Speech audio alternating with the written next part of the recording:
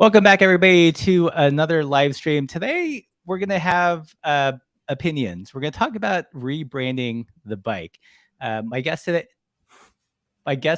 is Chris Nolte. He owns a company called Propel Bikes, and sorry, I'm getting feedback in my ears. I'm gonna edit this out in the final video, but we're gonna talk with Chris Nolte. He has a company called Propel Bikes, and they sell e-bikes. He also has a YouTube channel. And he tackles lots of interesting topics around bike culture, bike advocacy, and we're gonna discuss how we feel like bikes are branded currently and how they could shift, how they're perceived in other places. So with all that said, welcome Chris to the show. How's it going? Doing great. Great to be here. Yeah. So sorry about that rough start. I had a window open and I could start to hear myself like doing the live stream, but it was out of phase. No worries at all. I love the rawness. That's all about it. So just got to be real. So. Yeah. So for those that may not be familiar with Propel, can you give just a quick history of Propel Bikes? Yeah, sure. So Propel, we're an e-bike shop, but an e-bike shop is untraditional as a bike shop in general, right? But we're even more traditional in that way. I mean, we have a couple of different locations, one on each coast. So we have one in New York where we started on Long Island, but we moved to Brooklyn in 2015, where I am now. So we have a store in Brooklyn, and we have another location in Long Beach, California. And we're also setting something up in Delaware right now. But we have those stores, but we work with people like all over the country. And we primarily focus on like commuter, urban, cargo type bikes. I've been doing it for a while. We really focus on quality. We bring a lot of bikes over from like Europe and stuff like that. As far as I'm concerned, like they're kind of doing it better than us. No offense, but it's I really think that they got some interesting things to model after, particularly when we talk about like getting around in cities and stuff like that. Yeah. And then I guess part of how we connected is probably through my YouTube channel that started in 2019, right before the pandemic, which is kind of an interesting time to start. I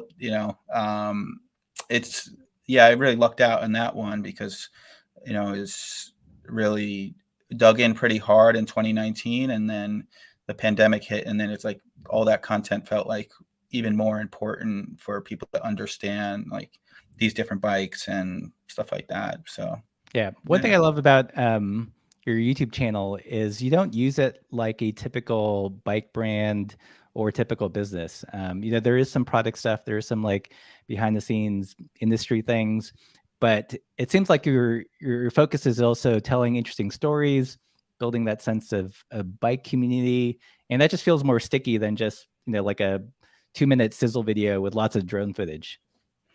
Yeah, I mean, I don't think people want to be like sold to, or they want advertisers. I think that they want to learn new things. They want to be exposed to interesting people and ideas and stories and stuff like that. I mean, that's what I want. So the idea of like what many people use it for, I think is not right from my perspective. I think there's a much greater opportunity, and really, I mean, that's kind of become like part of our greater mission is actually like getting these bikes out and get these ideas out to a much larger audience than they perhaps have like otherwise had the opportunity to.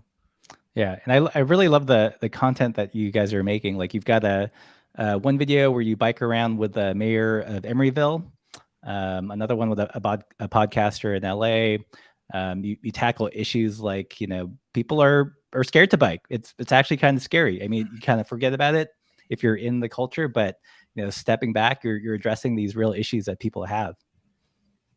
We try. I mean, I think that that's probably what people want also, to like know that people understand, like that from my side, I mean, I could feel a bit like lost in this thing. I mean, I did for so long in the e-bike thing. Like, we were talking a little bit before we went on, and like how I used to go to the bike shows and stuff like that. And as a e-bike person, or if you will, was very much the outcast, and we were, dedicated to this like very small area off to the side, and didn't really feel so like welcome. And I think that that's, part of this bigger idea of the brand of the bicycle and like where these different things fit. And if you're riding bike for transportation, for example, it's like maybe that doesn't really fit the current brand that we're going for here. And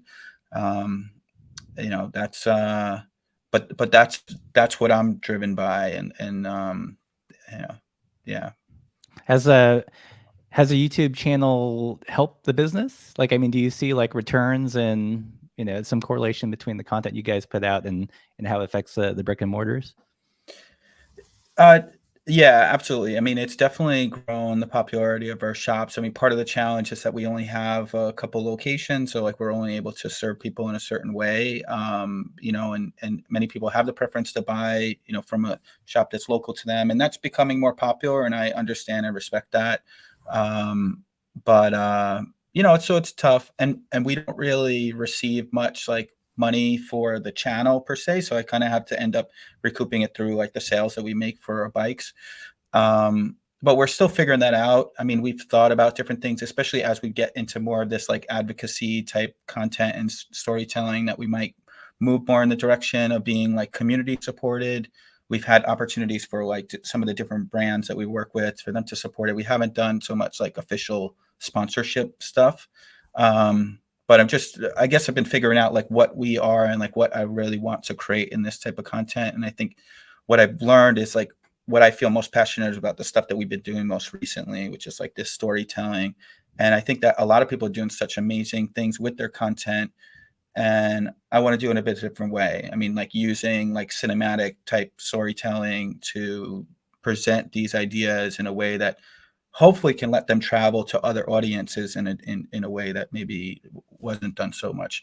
But getting back to the idea of like, yeah, I mean, it's been good for business for sure. But like figuring out how it all works, it's been challenging. I mean, we're just kind of figuring it out on the fly. And even like, how much time do I dedicate to that? I put a lot of time into it, I'm fortunate to have my videographer, and we have some other people on our creative team. But my videographer, I mean, certainly couldn't have done without her. I mean, she started, when we put out an application put out the job posting, we got 300 applicants in 3 days. Oh, dang. That was pretty crazy. And then, but I picked Tara. She's amazing. Don't try to steal her. She's like, but she's so good. I'm just so grateful for her. And, we just figured it out together. I mean, we threw out a bunch of videos and just rolled with it. And I mean, you've been doing this for a long time. I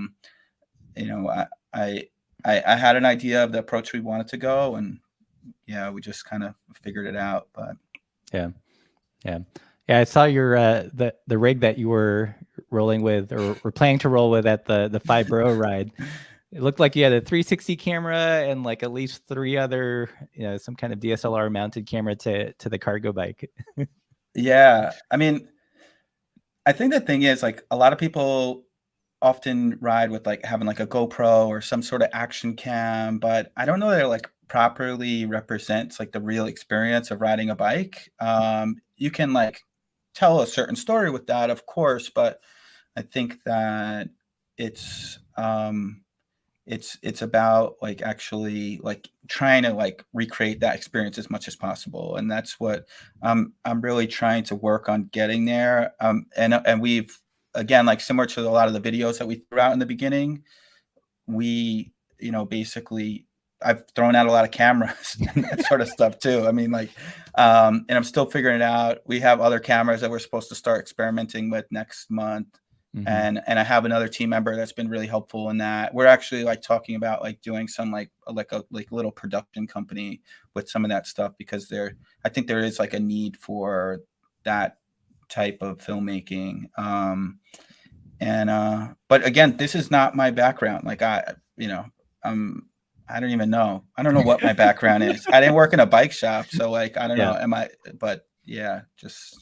Well, you do a great job at it. You and your team do a great job at the storytelling on your YouTube channel, for sure. Thanks, you too. Yeah. For sure. I've always been an admirer. I mean, it was just like I was kind of surprised to hear when you reached out. I was like, oh, and then like you reached out about this idea of rebranding the bicycle. It's like I mentioned that like one time in a video. I'm like, Yeah. oh, I guess I got to think about this some more. You know, this is just the idea that came to me when I was in the shower. You know, like all right. Yeah, we were talking a little bit about you know, kind of my origin story offline, because I think our channel is known now for gravel and touring and stuff like that. But if you go to the way back, you know, I started cycling from a purely transportation and the perspective. You know, I was a 2-pack a day smoker, super unhealthy. I was fortunate to be telecommuting to this job in the Bay Area, so when my truck died, I didn't need it per se, but I was also super lazy. So I was like, I don't want to replace a truck. I just started walking to do my groceries. Then that was too inefficient. So I started inline skating and then borrowed a neighbor's bike. And that's when I really fell in love with the bike and got into bike advocacy. So I've got a lot of roots in kind of the transportation and utility side of biking. So when the YouTube algorithm started feeding me your guys' videos, I was super stoked. And in Long Beach too. I mean, Yeah. that was kind of interesting that you started over there. But It's not the worst interesting. place. I mean, you know, there's like the beach path, so you could get your exercise cycling in and at least, you know, get some legs under you. Long way to go, but you know, in terms of like large or mid-size American cities, it wasn't too bad. It's got good bones and it's got like a good spirit to it, but it's just about getting that spirit like aligned and really making moves. I think that's a challenge. Like a lot of these cities, they have these bike master plans and stuff like that, and these great ideas are great, but then it's a matter of like getting public support. Do you actually need public support? I mean, we're talking about like, you know, dangerous streets, and it's amazing how people can get really up in arms when you say, well, we're going to lose 1 or 2 parking spots, but we're probably going to save 3 lives. Oh, no, that's a Can't do problem. it. And it's that's the story that's told time and time again. And I guess that's part of this other idea that like, you know, I think that people don't realize like the heart of like what a bicycle initially meant to most people throughout the world. And we kind of like lost sight of that because we've been sold this idea that a car is like the best.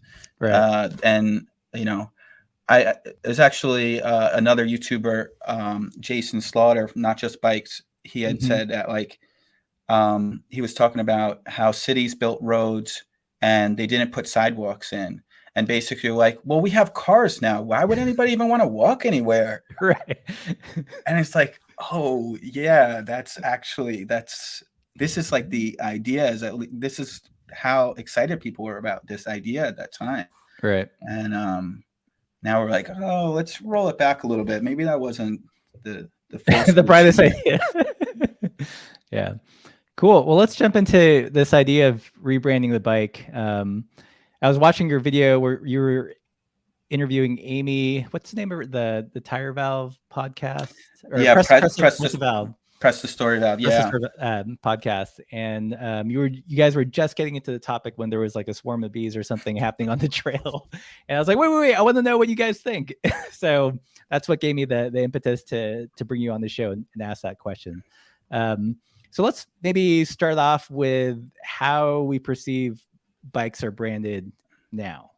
We were talking a little bit offline, and like I felt like they're kind of two big paradigms in the US. One is, you know, Red Bull Rampage, and the other is like Tour de France. I mean, is that how you perceive it?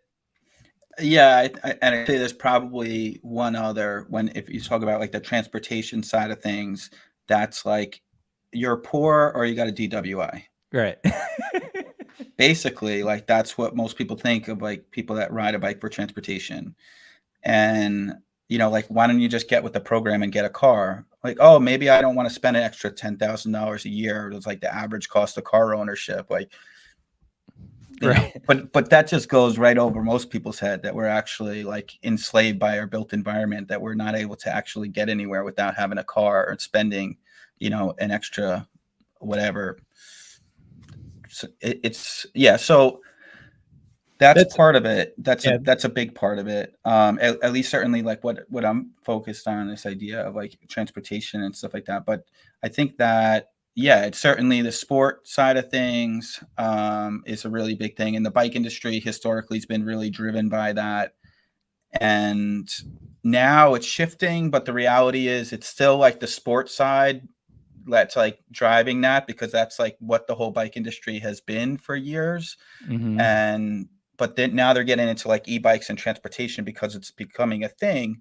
But it's I think that we need new ideas. We need new people thinking about this. Like, you know, I came from outside the bike industry. I was just like, this is interesting. I mean, for me, I drove fuel trucks in Iraq. That's my real driver, where I was like, well, I really understand what like our dependence on foreign oil means, and like where we go, and like how people are hurt by this. I mean, Hmm.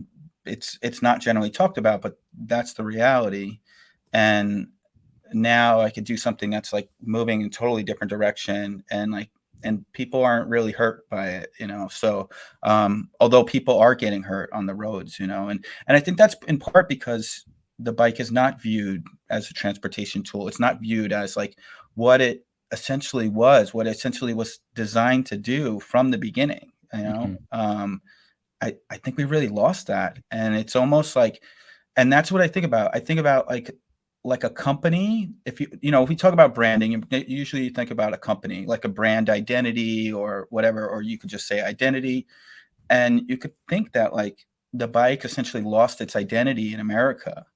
It Hmm. didn't in other places. Like you go to Europe, that's not at all the case, but essentially, like if you ask people like who do they think of when they think of a bicyclist, and one of the things I was thinking about a lot is like you think of somebody that's wearing like tights and funny shoes. You know, it's Hmm. like that's what most people feel like they need to aspire to be like a proper bicyclist. Like I've never worn clipless pedals. No, no, like I totally respect and appreciate it, but I think that we need to understand that bicycling is like so much bigger than that. You know, and Hmm. I don't think that most people understand that, because that's always like what the marketing dollars is kind of going towards, and historically.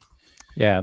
I always view cycling as a buffet table. There's, road cycling, there's mountain biking, there's commuting, there's bike touring, there's, whatever kind of cycling. But they're all in my eyes are equal, you know. And the problem is the bike industry is only telling one story, too much. It's like an imbalanced diet, right? Whereas they should all be equal options. One is a little too dominant.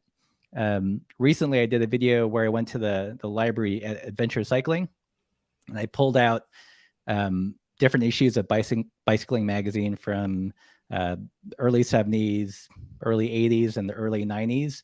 And it was fascinating because if you took the covers of bicycling as kind of an indicator of what people thought of bikes in general, there's this subtle shift. Like the early covers of bicycling were about bikes and the energy crisis. So many covers and stories devoted to that. And then it was around the 80s, I think Le Mans was, starting to contend for the Tour de France. Then you saw this shift from, energy crisis and bikes to touring, to slowly the more road oriented side. And the 90s was like full on like roadie bikes. So that showed me two things. One is that in the bikes weren't always a sport, or didn't always dominate, at least on the cover. And that shift happened within just a few decades, which also means that it could change into something else in a few decades if there's enough willpower to do it.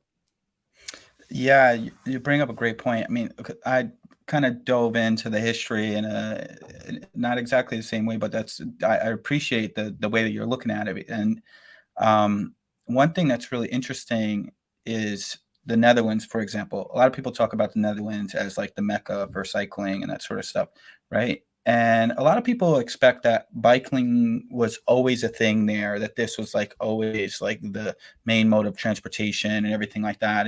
And maybe to some extent that's true, but the reality is it wasn't what it is today by any means. And a lot of the infrastructure that exists there really happened in the past 20 years, 40, but it really started in the 70s at that same time. Energy crisis, right?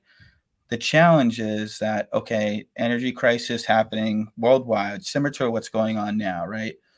But the Netherlands, they didn't make cars over there. They didn't have oil companies over there. Mm-hmm. And, basically what happened was people are really upset, about kids dying in the streets, like people dying in the streets as a result of cars, right? Same thing. Oh, Whoops. sorry about that. Same thing was happening in America. People are protesting in the streets, right? Similar to like the advocacy stuff that's going on now and a relatively large scale. It's happening in the 70s. But what happened was it didn't get covered in the media. It would get covered in like local newspapers, but big media, who was the biggest advertisers?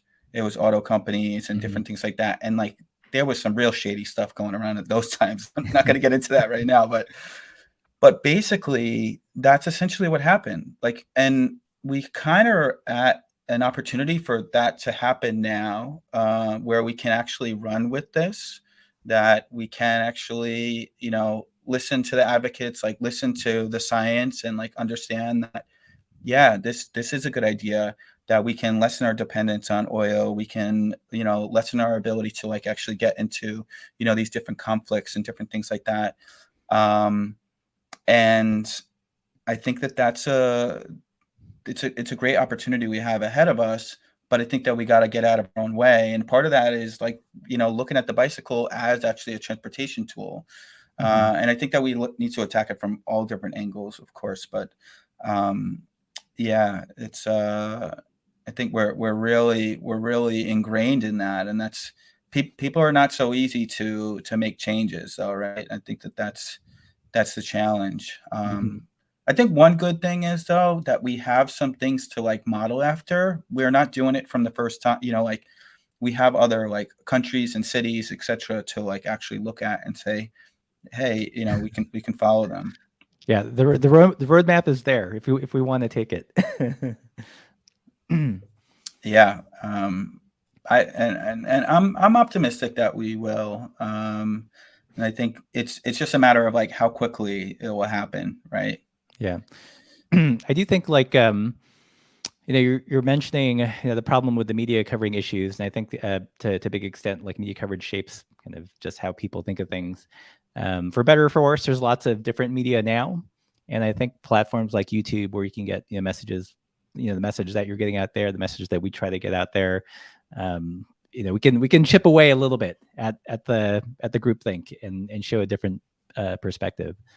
I mean, I think of, at least in the bike touring, bike adventure space, there's a person named Ron or Ultra Romance, and he kind of broke the mold in terms of, cycling, because he did cool things, but he just used wacky gear, wore wacky clothing, or not the typical roadie stuff. But he's been able to, run a successful business, kind of change the industry standards on like handlebar width and how we think of things. And that wouldn't have been possible pre-Instagram, pre-Twitter, pre-YouTube, all those things. It's amazing how a small number of people can really create a lot of change. And I totally agree with the kind of effectively the democratization of content creation today. Like, it's now in the hands of many, and we have an opportunity to, I guess that's where you end up seeing the truth, right? Because from my side, I believe that if many different people agree that this is the right thing, like many different like independent sources, and like here's a great example. You and I, from kind of two relatively different walks of life in the bike industry, we're both kind of agreeing, like, yeah, this makes sense. And actually, generally speaking, the bike industry is agreeing that it's like, yeah, this is a good way to go. So, yeah, I'm excited about that for sure. Yeah. So you'd mentioned earlier that when you'd go to bike trade shows, e-bikes were kind of shuffled off into the corner. Is that the case still, or if there was a shift, when do you think that happened? Oh, when did it happen? There's definitely a shift. I think that most of these bike brands realize that the e-bike is like saving their ass, to put it gently, or it's not really gently, but it's it's kind of interesting because it's like, oh, this is the move. This is the way we should go. This is the way. No.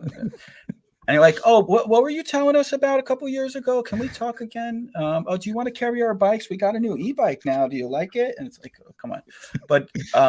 But yeah, I would say, I mean, COVID changed things so dramatically. And I'd say that was like probably the biggest shift, but essentially bike shows stopped before COVID. Well, the US bike show, effectively Interbike, stopped before COVID.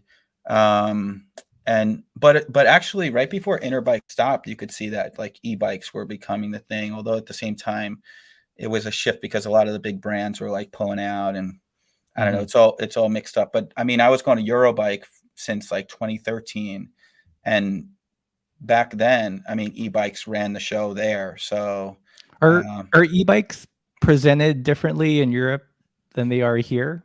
Yeah. I mean, just utility cycling, just like actually like bikes for transportation, totally presented differently in Europe. I mean, of course, they have the sport thing there as well. But I think that's just part of it. I mean, I think if most European countries, even like outside of the Netherlands, like if you say like, oh, I'm going to drive my car a mile, they're like, what? Really? I mean, for one, I think they pay like the actual price of gas in a lot of places where we don't here, which a lot of people forget about. But, it's definitely a totally different deal. And I think e-bikes were embraced from an early point because it wasn't, I think what did you say before we started about, I had someone commented on a YouTube video. I think it might have been like Laura's review on the Niner e-bike, and they're like, "Well, bikes are supposed to be hard." Right? It's so horrible. I mean, but this is the mentality, right? And we can't get our own way. It's and that actually gets back to the same idea that I think. So I put out a tweet, which I don't actually participate in Twitter very much, but recently I've been kind of experimenting with it a little bit. And I put out a tweet that, that most Americans want a bike, but they're scared. Mm-hmm.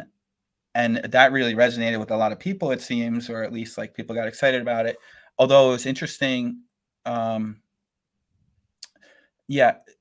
What's really interesting with that idea for me is that I think that a lot of people like didn't feel like they could bike because they're scared or whatever. And then like pride and ego kind of like shoved that idea so back into their like subconscious that it's like can't even come up now, to the point where they might even be like, I hate bikes. I hate bicyclists.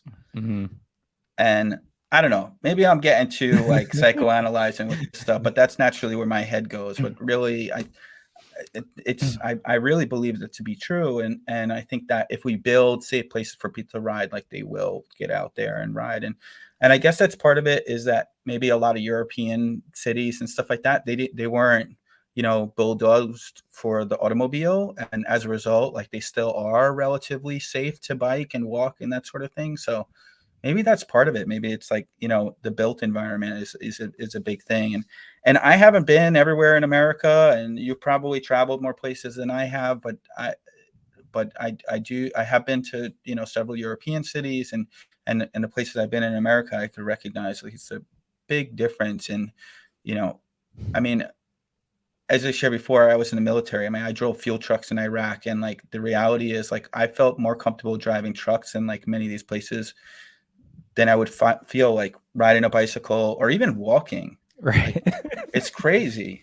Yeah, we did a road trip recently to escape winter in Montana. We went down to California and drove back. And there's some places that we stayed, some hotels, they tend to stick them on the outskirts of town and like the exurb, and, kind of really isolated. We could see the place we'd want to eat. Like it wasn't very far. But to get there, we had to cross like 6 lanes of traffic. The light wasn't changing. There's no sidewalk, and it was much safer to drive like that block or block and a half than to just walk there. So I think there is like a big piece of the puzzle is infrastructure and making it, feel physically safe, as well as like the branding and marketing piece.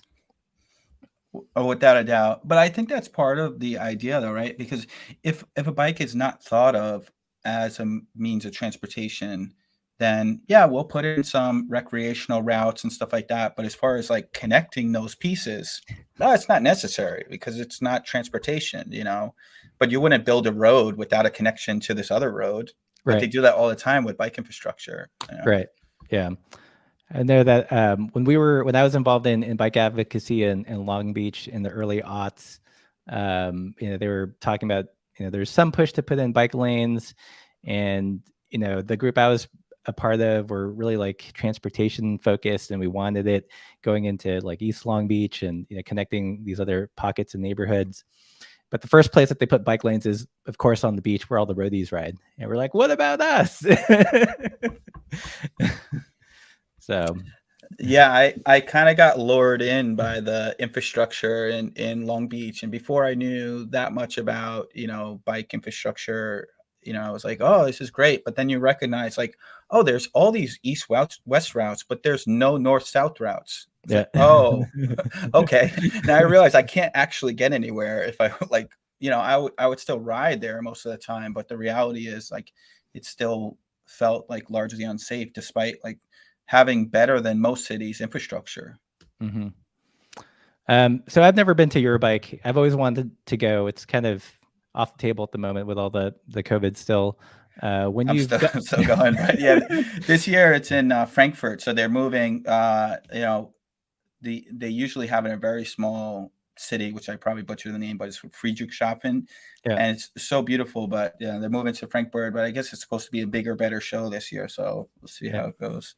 When you've gone and you've seen the displays and the brands talk about, transportation cycling, is it like somehow sexier? Like how, or is it just the mindset in Europe? It's like, yes, a bike is a tool. It's a means to get around. Like, is it like can that stuff be imported in the way that we talk about bikes, or is it not possible because the whole country has to think of bikes as a different way? I mean, I think that I think people are practical, and I think like when people are presented with practical solutions, they go with them. I mean, we try to present practical solutions in our shops, and yeah, I mean the bikes there. It's not all that different than a hybrid bike, really. It's kind of it's a hybrid bike with fenders and a rack and lights on it, and I mean it's something that I mean like even the word hybrid bike, like what the heck is that? Like why do we have a hybrid bike? I don't know, but so it's but yeah, I mean I think that it will transfer. I think it is transferring. I think e-bikes are a big thing there. Although, I it's mean, I guess, just when I asked your question, it dawned on me, that, the person that would, the customer for e-bike might not be the traditional North American cyclist. So like the language might be just completely and that's different. great. The reality is like 90% of people don't bike, right? And like e-bikes and transportation bikes or whatever are like getting that other 90% people into it that are not like trying to do the sport thing. They're just like, I just want to like go to work and not have to use my car because it's really expensive to use a car. I mean, hmm that's what people often forget. But yeah, it's I don't know, it's pretty wild to think about. And So how was when COVID happened? Like, how did it affect sales, and how's the whole supply chain been with getting e-bikes? so so for those who don't know, like a lot of bike shops, it's kind of feast and famine, right? So it's like kind of you do well in the spring, summer, or maybe a little bit in the fall, and then the winter, it's like I hope we got enough rations to get us through the winter. And so COVID is like March, right? And so it's and the tail end of the winter. Like now is like March is when you're like, okay, now we're gonna like get our stuff back together, right? And when it first hit, it was like, oh, it's over. Like I don't know. I don't know what's gonna happen with my business, you know. And then and then the phone and the emails and everything like just started going crazy. And I think the lockdown really changed things pretty dramatically because like basically like every other sport was taken off the table. Every other like outdoor activity was like more than one people in close quarters. No, not Mhm. doing it. So um yeah, it's just so it went kind of crazy and it was very difficult to manage. I was in Long Beach, business was going crazy in New York. I couldn't get to New York. I had a point where I had one employee working there and we were just like, uh, you can't come in the store. Like, and he was like selling the bikes, building the bikes, everything. Oh, And geez. I mean, at this point now we have like 15 employees in our New York location, and so yeah, it was pretty difficult because I had one employee got COVID. I had a new like several employees that like couldn't like get to work because they would take the train and stuff like that, and didn't feel like too comfortable with it. But yeah, it got crazy quick, and I guess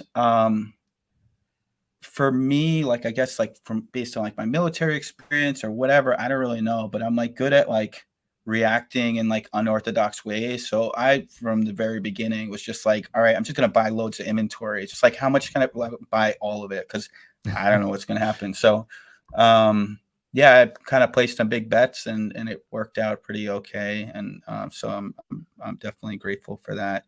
And like I said, I started the YouTube channel in like 2019 and that really helped us a lot just to get exposure and just helped that we weren't so dependent on like the in-store interaction for people to like be more educated about these bikes and like help to understand what might be a good fit for them. I Mhm. had no idea how great of a tool that was going to end up being, when we hit this thing and into March, April and onward. Yeah. So how is there's been some kind of talk that the bike boom bubble is bursting. Like, are you seeing that? Has interest kind of waned, or is it still pretty strong? I think the bike boom for like okay, so I think the bike industry in general has been like struggling, and COVID was a bit of a shot in the arm. I think e-bikes has just been on an upward trajectory since before COVID, and COVID was an accelerator. But I think it's kind of, I mean, the reality is like, I'll say another controversial thing. I can do that often, but electric bikes are going to be way bigger than traditional bikes. It's going to happen. It's going to happen in our lifetime. I don't really know exactly. It's partly going to be dependent on infrastructure, but yeah, it's if you think about like the cross section of people that it's actually applies to, it's so much greater. And people Hmm. often talk about like, oh, how electric bikes as a percentage of traditional bike sales. But I think they're looking at it incorrectly because actually it's electric bikes as a percentage of transportation. The Hmm. transportation market like dwarfs the bicycle market by such a dramatic extent. And I think, it's just so I think that's the thing. And the other challenge is that the bicycle industry is just really ill prepared for what is to come. Hmm.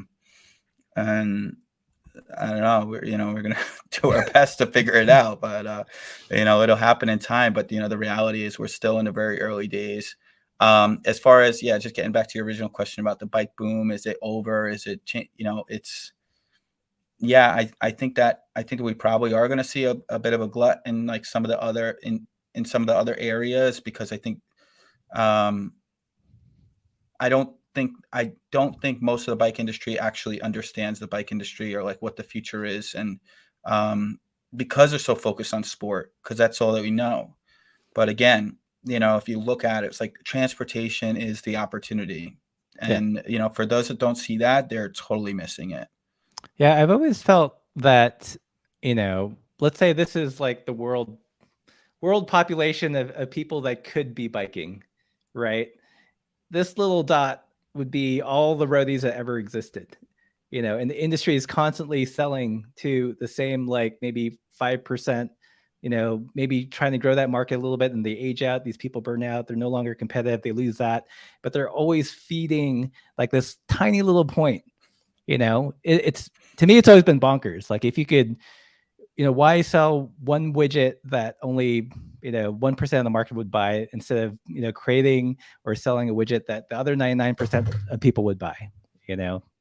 So Well, the reality is most people are followers. They don't have creative ideas. They don't have original ideas. They're not able to think outside the box. And Americans are more challenged by that than anybody really. And, with the whole, and that really gets back into like the branding of the bicycle. It's like keeping up with the Joneses. Like if it's not a cool thing to do to get around by bike, I'm not going to do it because what are my friends going to say about me? How am I going to look?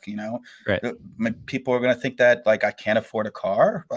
I can't do that, And that is a real thing. When I first started biking, I go to my barber once every month. I used to get haircuts. This is back in Long Beach, and I'd pull in with my bike, and he'd give me this nod, and he's like, "DUI, huh?" I was like, "No. I just Right. like riding it." He's like, "It's okay, dude. Yeah, I've been there." I was like, "No, for real." This is it. I mean, certainly where I grew up. I mean, I guess it's part of what I'm really grateful for New York. New York for a long time, it kind of has represented a pretty good cross section of the city on bikes. I mean, the same for the subway. I mean, that's the thing. Like in LA, everybody doesn't ride the subway. You ride the subway like if you don't have money or you're tough and like not that scared because it's a little rough. And but in New York, like pretty much everybody rides the subway. And I think that's an interesting thing about the Netherlands. Like it's actually built in as like part of the culture, like actually how people ride bikes to get around, and it's well respected that you do that. And actually, from the royal family, like they do it and everything else. And I think that's I don't know if like we'll get there. I mean, I guess we will. The reality is like I think it goes hand in hand to some extent with like people being more like eco-conscious or different things like that. Like these things are becoming popular, and the one way or another, like if it doesn't happen now, like it'll happen with the next generation. And I don't at all want to use that as a scapegoat, but the reality is like younger people are a lot more educated about these topics. Like and you know a lot of older people are being stupid, to put it frankly. Like no offense to the ones that are not, but a lot of you like can't teach old dog new tricks. Like, but at the same time, like some of the greatest number of actually people coming into this space now are older people because of e-bikes, right? It's like enabling that opportunity, and I think it's amazing. But I think so many people are stuck in like the old ways and they can't get out of the way, of thinking differently about it. Yeah, for sure. I know, like anecdotally, on when we did our winter road trip, we rode a lot of trails and car-free routes. And there were many times when I had the only analog bike or non e-bike. So even, I mean, we kind of saw inklings of it, 2 years ago here in Montana in our travels, but this most recent trip, it was like sometimes I would be the only person on the e-bike riding some of these trails, which is pretty cool.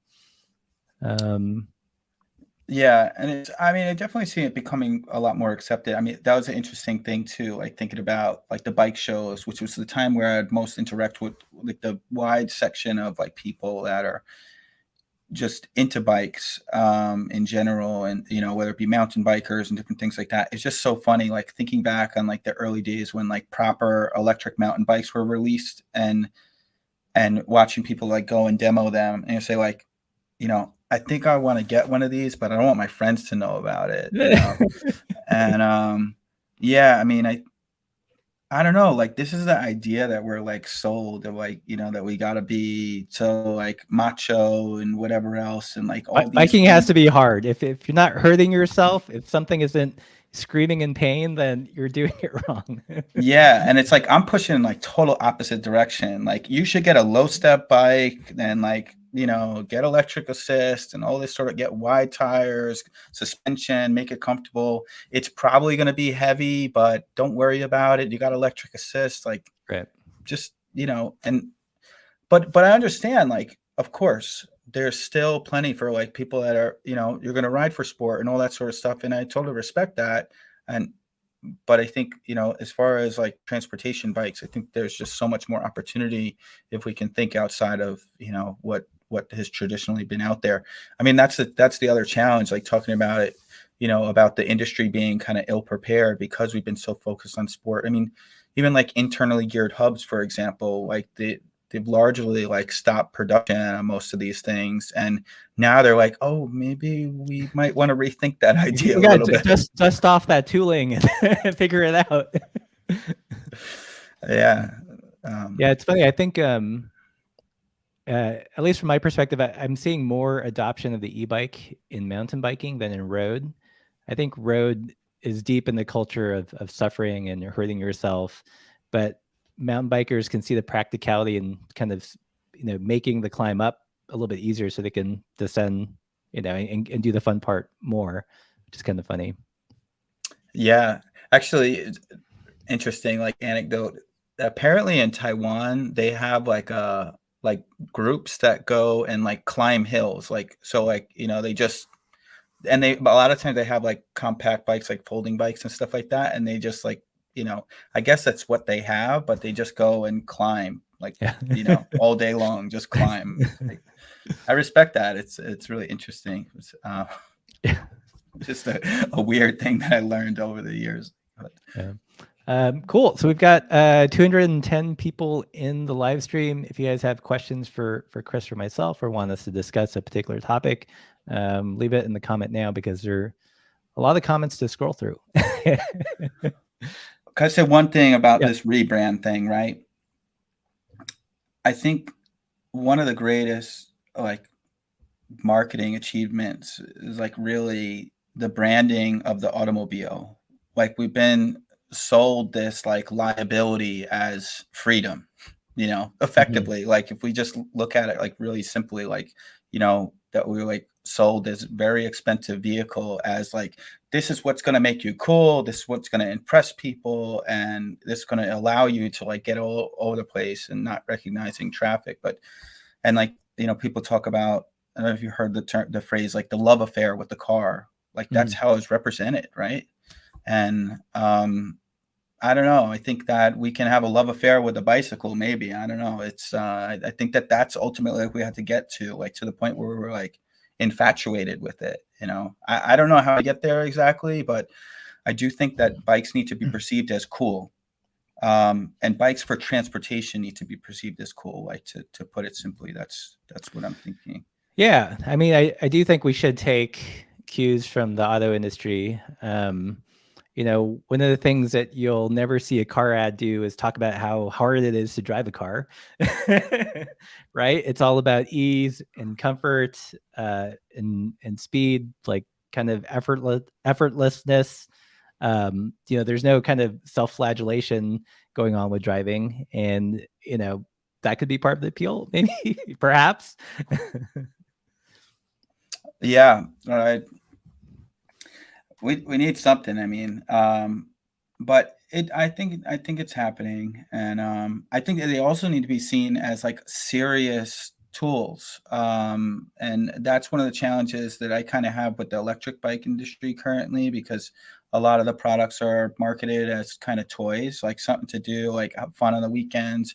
Or maybe they're like also marketed as transportation, but you can't really use it as transportation because the brakes wear out like after like 3 rides. But and then you have like battery safety stuff. I don't want to get too much into that. But somebody said biking disabled, discuss please. I think one thing that's interesting to think about is like, if you put bike infrastructure in, a lot of times it's really good for the disabled. It's something that I didn't really recognize, but I've learned. I've been fortunate through YouTube to like be able to talk with some really smart people, including yourself. And so I learned them things along the way. Like, I don't read a lot. I'm dyslexic. So I learned just through talking to people. And right. I think that biking infrastructure and like walkable cities are really good for the disabled. But the argument that people often say is like, oh, what about when the accessoride needs to pick you up, or like you need to get a ride to go to the store? But the reality is, like, if we build life-size cities, like, you can get to the store in your walker, your wheelchair, or whatever. And maybe if you're more active, you won't get to that place so quickly. But Yeah.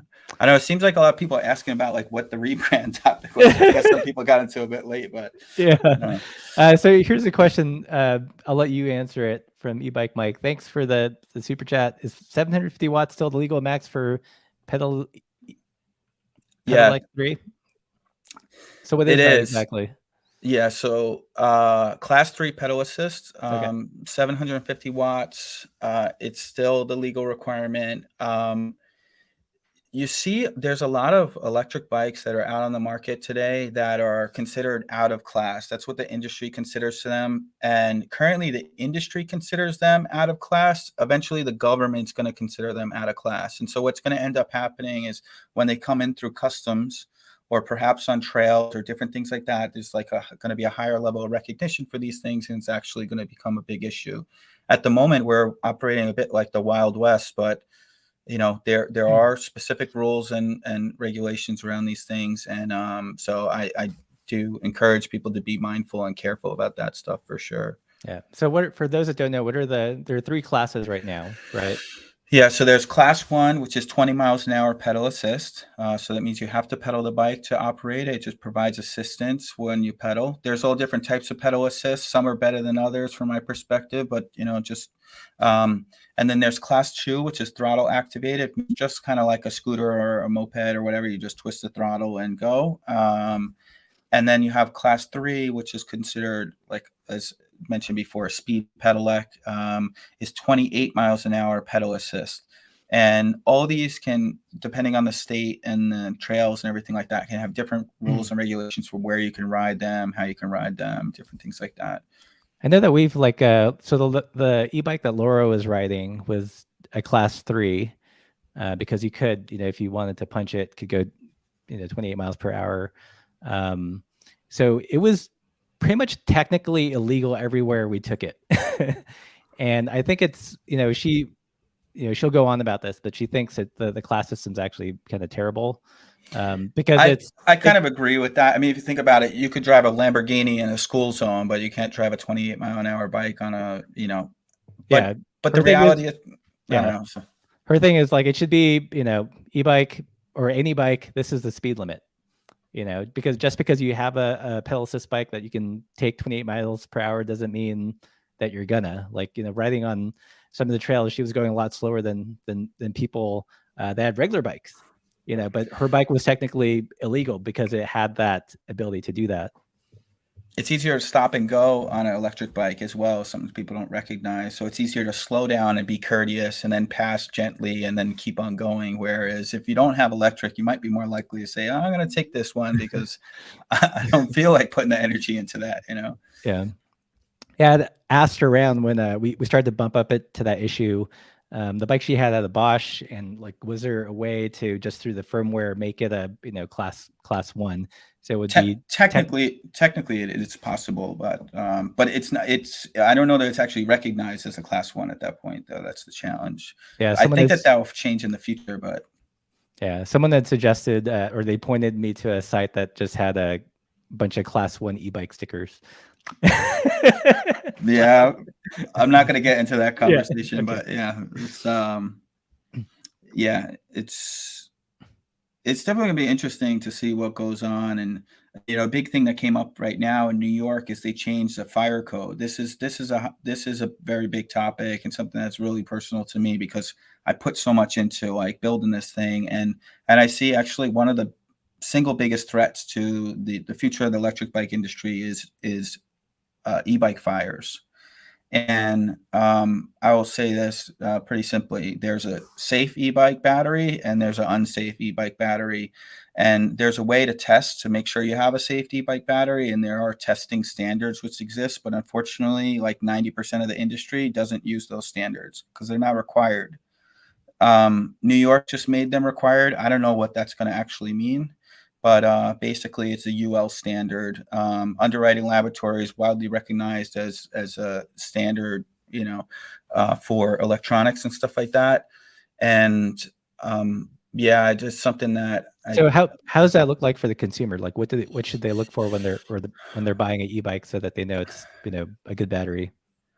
So it's natural for this conversation to seem like really biased. I work pretty much exclusively with Bosch, partly because of this. And they're one of the few companies that actually test to the standard. I think that there will be more companies to do this in the future, but yeah, it's, it basically will say that it's UL certified, that it's actually like tested to the standard.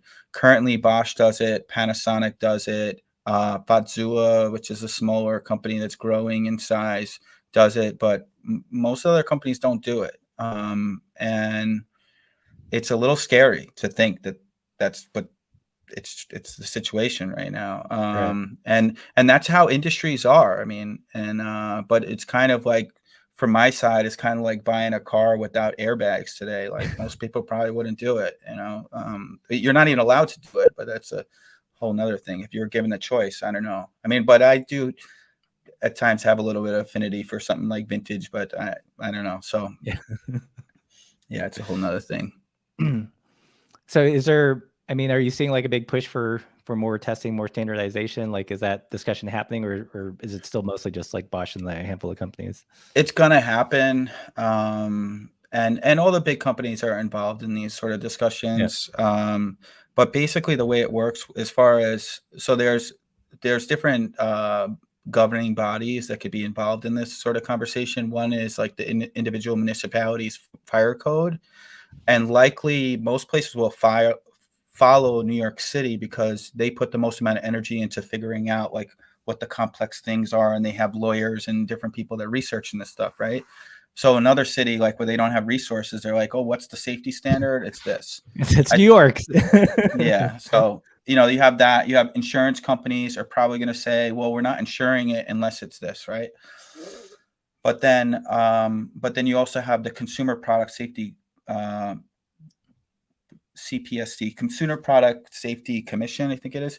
But that's what people mostly recognize for the electric bike standard, or like what an electric bicycle is and what a bicycle is. This is the body that governs like products that are being imported into the US. And most people expect that there's a certain level of testing and standards there. There is, but it's pretty basic. Right. It's kind of, I mean, if you think about like some of the stuff that you see at like some of these like big box retailers, and they got like, parts that are just like so horrible on them that, and you've seen the videos, like somebody try to like mountain bike with them or whatever. It's just like really bad scene. But And these pass the safety standards, like it's fine. It's okay. But, it's a very, very low bar is what you're saying. yeah, basically, yeah. So I think it's likely the case that there'll be implementation of some of these standards in at that level, for the products that are actually being imported or, being sold in the open market. At the moment, that doesn't exist. Unfortunately, the way that these things change is they happen as a result of deaths or injuries.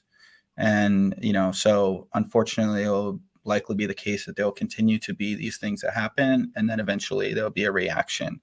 It doesn't happen proactively, unfortunately. Right. It's like self-driving vehicles. Let's just stick them on the road and see what happens. Oh yeah. So back to the rebranding. I feel like, at least from my outsider's perspective, that the most successful shops that sell e-bikes are not traditional bike shops. Like, how is your approach different from a shop that's, a traditional bike shop and just started carrying e-bikes as opposed to what you're doing?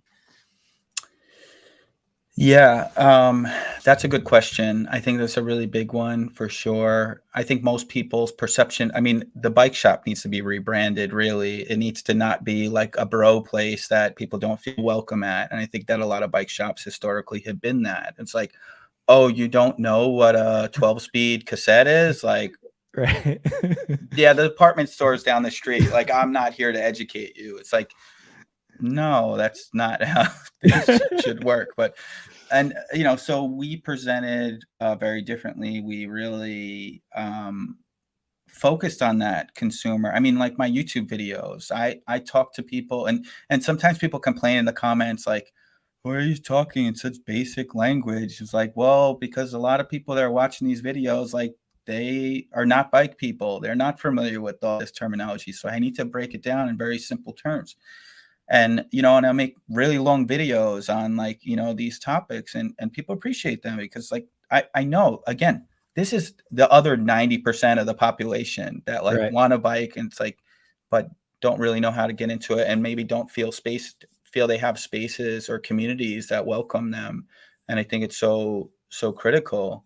I think I also didn't accept just the products that were presented to us from the traditional bike brands and stuff like that. I said, no, I'm going to go to Eurobike. That's why I started going to Eurobike. I'm going to look all over the world. I went to Eurobike. I went to Taiwan. I went, and it's just like, let me find the best stuff out there and bring that here, as opposed to like, yeah, I just kind of had to really rethink all that stuff. Like fat tires was a big thing. So like, Mm-hmm. most of our bikes we sell, like, actually it's pretty rare that we sell a bike that has a tire under 2 inches wide. Mm-hmm. And for a lot of people in the traditional bike market, It's they too would say like, heavy. yeah, Yeah. or we sell a lot of bikes with like a belt drive. Somebody had mentioned a continually variable transmission. We do quite a bit with the continually variable transmission, the NVOLO hub.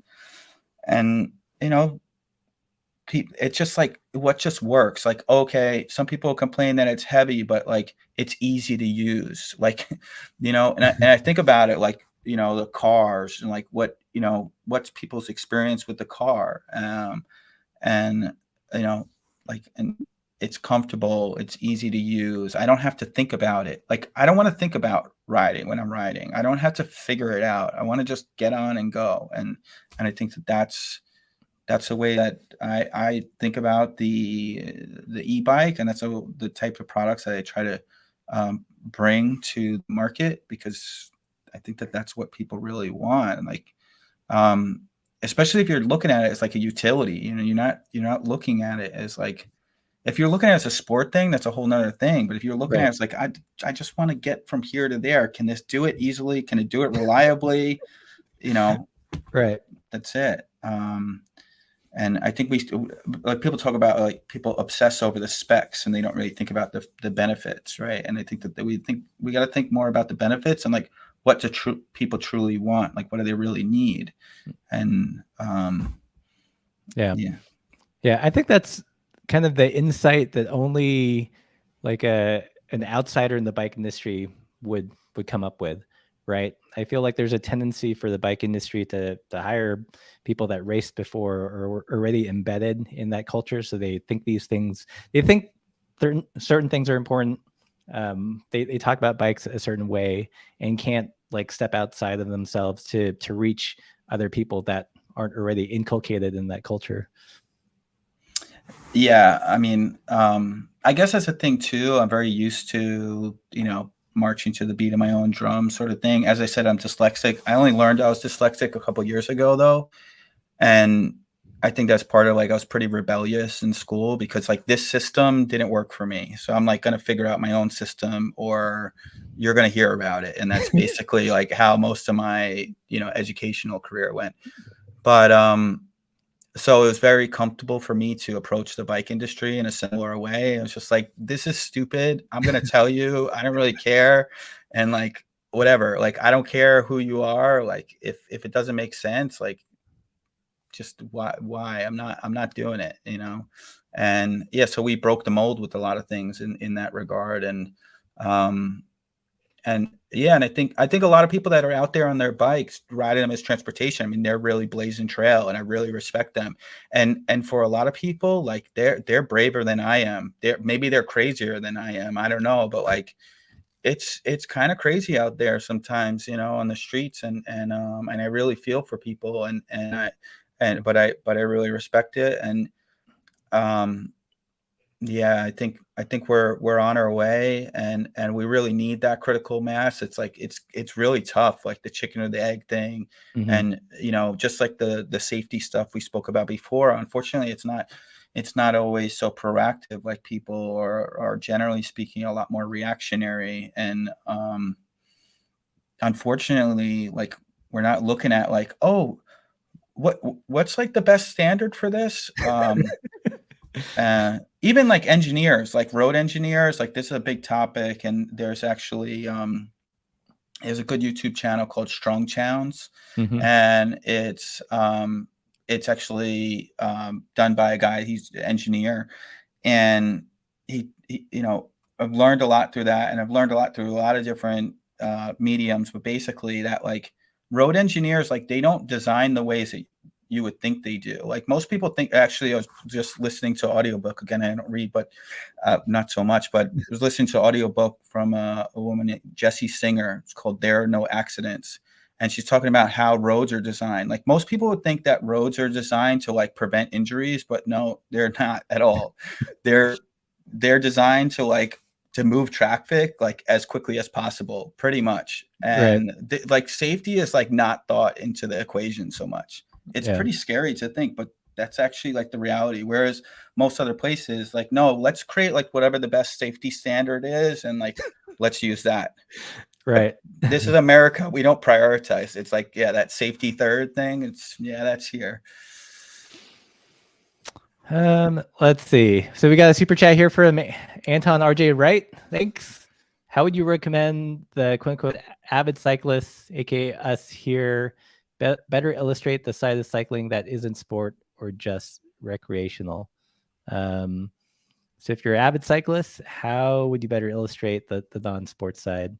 I think commuting, running errands on bike, dressing in civilian clothes, trying to make it look approachable and fun, and not something where you have to beat yourself on the stick with every time you hop on the bike. That would be a good start. And what's your take, Chris? Yeah, you brought a great point. I mean, about like the perception, like, is it a big chore to get on a bike? And do we really need to wear lycra and all these different things? And I certainly respect it and I appreciate it. And it's like, and especially if you're riding a non-electric bike, like having some of those performance gains, it could be helpful, and but yeah, I think maybe to occasionally, like, skip the road ride and ride to the supermarket, being out there and doing that. But I think also trying to educate and help, to help people to see what's possible and to help advocate for infrastructure. I think that naturally, if we're a sports cyclist and an avid cyclist, then it might be natural for not to think about that side of it, right? But it's kind of like missing such a large part of this group, or subset of people. And I think for a lot of people, I guess, like, maybe I think a lot of people need help though, like on like an education and just how bikes work. But maybe if somebody's like looking to get into bikes, don't naturally just go into like the direction of the path that you go. Like, maybe think about that. Oh no, like it's not necessarily the way just for you to get on a road bike. Like, I don't know how many people like have come to us and be like, yeah, I got a road bike. I rode it 3 times. It's been sitting in my garage. I spent $5,000 on it. It was the worst investment of my life.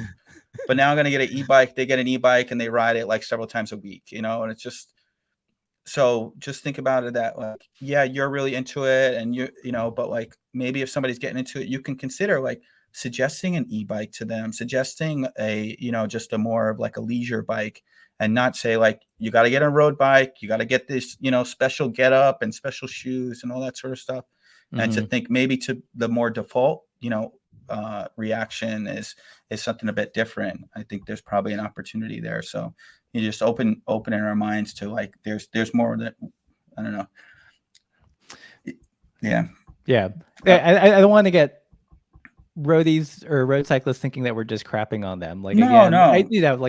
I see like road cycling, mountain biking, transportational cycling as even options on the buffet table, right? They're all the same in terms of their importance, and some get overrepresented, some are seen as kind of maybe the default paradigm, but not everyone sees it that way. It's only like that certain group. They're just options. I'd say one thing. So American Feasters, a friend of mine through YouTube and through the internet, Brandon Luss is his name, and actually, he's talking about how like motorists ask like, what do you haul with that thing?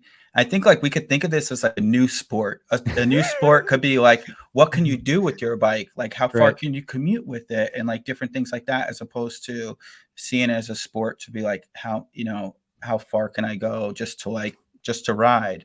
Mhm. You know, seeing those opportunities, I think There you is a know, hashtag. Are you familiar with the carry shit Olympics yes, hashtag? I love it. I love it. And it's amazing. And I guess that's a thing too. Like that's the stuff that gets people interested, though. I tell you, like when I mean, I went to Home Depot, yeah, last night. Uh, I went to Home Depot last night with my cargo bike, and I picked up. I'm like reorganizing our service center, and I picked up like, I think it was like 15 of these like big Husky toolboxes in the front of my cargo bike, and I'm like pulling up in there, and somebody came up to me, and they're just um, like, that thing's so cool. Like I could put my kid in there. Like they thought like, oh, I could put my kid in there, but I was like, I was hauling some stuff. It's like I want to like show like the contractors like you could do this with it, you know. Right. Um, but I think, you know, being out there and being an example and like show what's possible. Like, you know, I think being an example is such a big deal, and it's amazing how quickly people flock to like things that are more approachable in their daily life, like being out there in like, I mean, again, like it's not at all to be offensive, but it's just about like what it's kind of like it's almost like high fashion, you know, if you think about it. Like people are out there like with the Gucci bag and this and that. And it's like Mhm. that's not approachable to most people. So like the people that are out there like with like presenting like fashion that doesn't have brand names on it, it's like you got Right. a cool style, but you're not spending loads of money on it. Like that's so much more interesting. Like do Right. that, you know. Yeah. So quick thanks to Coaster IGH. No questions. A big Thank thanks for stepping outside fascism. Bikes are only for athletes. Yes, that's trying to do. I do like your point about that. Like, okay, so this is something that everyone in the chat can do. You guys ride bikes, or presumably you probably have an Instagram account. You know, if you're more of, you know, the road cyclist, maybe post like 1 or 2 photos every month of you commuting and kind of break it up. If people are used to seeing you on kit, if you're please. on a team, even better. You know, like use the hashtag carry shed Olympics. Um, Yeah, or just like everyday biking, like, or like this is normal, you know? right. Like, I mean, that's a thing. Like, okay, so getting it back to that like rebranding thing. The reality is, like in most places in the world, the bicycle never lost its identity. In America, it did. Like, we need to bring it back. That's really what it is. So, like, remind people that biking is one of the best tools we have as a form of transportation, and that you can also do most of the things that you think you can only do with a car. So I think it's our opportunity to kind of prove out there that, yeah, somebody asked like, what if you don't have Instagram? Just do it in real life. That's all that matters. Like that's going to be plenty impactful. And yeah. Yeah. Cool. Well, I think on that note, I'll take it home. Thanks for the discussion, Chris. Hopefully we answered or addressed the topic of rebranding the bike. We did it in kind of a bunch of different ways. Yeah, I hope so. I mean, I think so. At least, you know, my biggest encouragement is get people to think outside the box of like what a bicycle can and should be. It's way more than probably what most people think. And maybe that's the other opportunity. Like ask people like in your daily life, like when you think about a bicycle, like what do you think of? Who do you think of? Mm-hmm. And you know, just to kind of like get people to think like, oh no, like actually it's more than that. Did you know that in other places in the world that like biking is one of the main modes of transportation? Like, Yeah. Cool. All right. Well, thanks everyone for joining the chat. There's still about 246 people in here. This will be turned into podcast. I'll probably slice it and dice it a little bit.